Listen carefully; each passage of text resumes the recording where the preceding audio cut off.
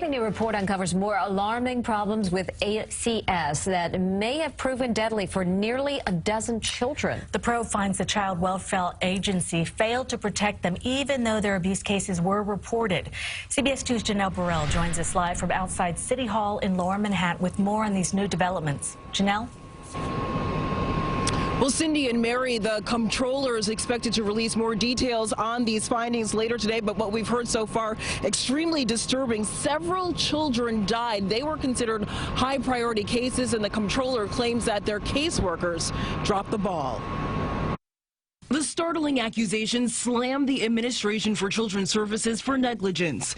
The city comptroller's office claiming 10 children died, despite at least 4 abuse and maltreatment complaints made to ACS about their safety. The 10 deaths, according to Comptroller Scott Stringer, all happening in the weeks leading up to the death of 6-year-old Zymeer Perkins, who was beaten to death while in the care of his mother and her boyfriend in September. When we hear a child has lost his life, it hurts all of us. It touches all of us. The findings released as some ACS workers are demanding reform at the agency. Those caseworkers saying the workload is overwhelming. In a report set to be released today by the comptroller, his office looked at nearly 3,700 high-priority ACS investigations between July and September. The comptroller's report claims 53 high-priority cases involving 4 or more complaints were closed without anyone from ACS having any face-to-face contact with the children.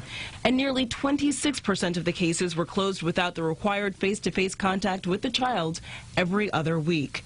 In the wake of Zymeer Perkins' death and another little boy, Jaden Jordan, so far 3 ACS workers have been fired, and Gladys Carrion, the agency's commissioner, announced her resignation. The union representing the caseworkers agree change is needed, but say the caseworkers were the scapegoats. I mean, they're entitled to due process. And that's as far as I'm going on that, okay? That's what our job. Our job is to protect their rights and make sure the due process is handed out.